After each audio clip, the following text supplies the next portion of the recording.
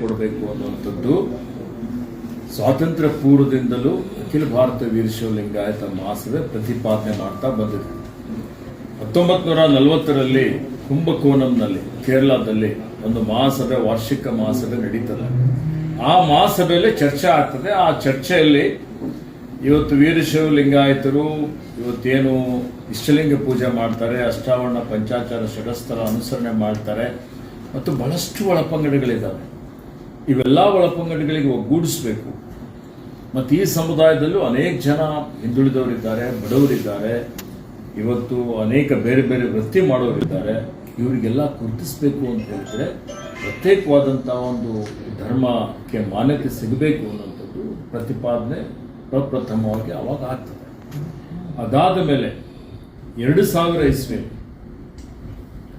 ನಮ್ಮ ತಂದೆಯವರಾದ ಪೂಜಾ ಭೀಮಣ್ಣ ಕಂಠಿಯವರ ಅಧ್ಯಕ್ಷ ಇದ್ದಂಥ ಸಂದರ್ಭದಲ್ಲಿ ಅವರು, ಶಾಮನೂರಣ್ಣವರು, ಇವತ್ತು ವಿಶ್ವನಾಥ ರೆಡ್ಡಿ ಮುದ್ನಾಳ್ರವರು, ತಿಪ್ಪಣ್ಣರವರು, ಇತರ ಅನೇಕ ಇವತ್ತು ಮಹಾಸಭೆ ಪದಾಧಿಕಾರಿಗಳು ಅವರೆಲ್ಲರೂ ಸೇರಿ ಜಾತಿ ಗಣತಿ ಆಗುವಂಥ ಸಂದರ್ಭದಲ್ಲಿ ರಾಜ್ಯದಾದ್ಯಂತ ಸುತ್ತಾಡಿ ವೀರಶೈವ ಲಿಂಗಾಯತ ಧರ್ಮಕ್ಕೆ ಪ್ರತ್ಯೇಕ ಒಂದು ಕಾಲಮ್ ಕೊಡಬೇಕು. ಹಿಂದೆ ಏನು ಸೆನ್ಸಸ್ ಆಗ್ತಿತ್ತಲ್ಲ ಕೇಂದ್ರ ಸರ್ಕಾರದ್ದು, ಅದಕ್ಕೆ ಕಾಲಮ್ ಕೊಟ್ಟು ಪ್ರತ್ಯೇಕ ಧರ್ಮ ಅಂತೇಳಿ ಮಾನ್ಯತೆ ಕೊಡಬೇಕು ಅನ್ನೋದಕ್ಕೆ ಭಾಳ ಜೋರಾಗಿ ಅವರು ಪ್ರತಿಪಾದನೆ ಮಾಡಿದರು.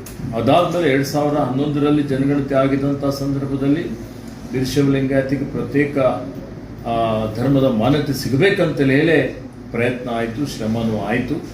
2013ರಲ್ಲಿ UPA ಸರ್ಕಾರ ಇದ್ದಂಥ ಸಂದರ್ಭದಲ್ಲಿ ಎಲ್ಲ ರಾಜಕೀಯ ಪಕ್ಷಗಳ ಶಾಸಕರು, ವಿಧಾನ ಪರಿಷತ್ ಸದಸ್ಯರು ಮತ್ತು ಸಂಸದರನ್ನು ಆಹ್ವಾನ ಮಾಡಿ ಅವ್ರ ಕಡೆಯಿಂದ ಒಂದು ಪ್ರಸ್ತಾವನೆ UPA ಸರ್ಕಾರಕ್ಕೆ ತಯಾರು ಮಾಡಿ ಆ ಪ್ರಸ್ತಾವನೆ ಮೇಲೆ ಅಂದರೆ ಅದರಲ್ಲಿ ವೀರಶೈವ ಲಿಂಗಾಯತ ಸಮುದಾಯಕ್ಕೆ ಪ್ರತ್ಯೇಕ ಧರ್ಮದ ಮಾನ್ಯತೆ ಕೊಡಬೇಕು, ಅದಕ್ಕೆ ಅರ್ಹರಿದ್ದೀವಿ ಅನ್ನುವಂಥ ಒಂದು ವಿಚಾರಗಳನ್ನು ಅವರು ಅದರಲ್ಲಿ ಪ್ರಸ್ತಾಪ ಮಾಡಿ ಅದಕ್ಕೆ ಎಲ್ಲರ ಸಹಿ ಇದೆ. ಅದರಲ್ಲಿ ಇವತ್ತು ಯಾರು ಎಲ್ಲ ಸಮುದಾಯದ ಶಾಸಕರು ಮತ್ತು ಸಂಸದರು ಸಹಿ ಮಾಡಿ ಪ್ರಸ್ತಾವನೆ ಕೇಂದ್ರಕ್ಕೆ ಸಲ್ಲಿಸಲಾಯಿತು. ಆದರೆ ಕೇಂದ್ರ ಸರ್ಕಾರ ಕೆಲವೊಂದು ಸ್ಪಷ್ಟೀಕರಣ ಕೇಳಿ ಅದನ್ನು ವಾಪಸ್ ಪಡೆದು, ಅದಾದ ಮೇಲೆ ಇವತ್ತು ನಾವು ಏನು ಸರ್ಕಾರಿ ಕಚೇರಿಗಳಲ್ಲಿ ಮಹಾಸಭೆ ತೀರ್ಮಾನ ಮಾಡಿದಂಥದ್ದು ಅನೇಕ ಸಲ.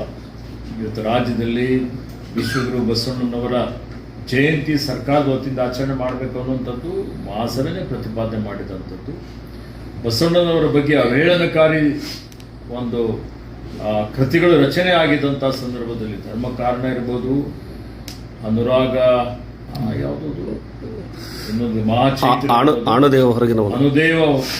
ಅಣುದೇವ ಹೊರಗಿನವನು ಅನ್ನುವಂಥದ್ದು, ಅದರಲ್ಲೆಲ್ಲ ತಿರುಚಿ ಬಸವಣ್ಣನವರ ಬಗ್ಗೆ ಅವಹೇಳನಕಾರಿ ಬರೆದಂಥ ಸಂದರ್ಭದಲ್ಲೂ ವೀರಶೈವ ಮಹಾಸಭೆನೇ ಹೋರಾಟ ಮಾಡಿ ಅದನ್ನು ಮುಟ್ಟುಗೋಲು ಹಾಕುವಂಥ ರೀತಿಯಲ್ಲಿ ಕೆಲಸ ಮಾಡಿದ್ದು ಇಡೀ ರಾಜ್ಯದ ಜನರಿಗೆ ಗೊತ್ತಿದೆ.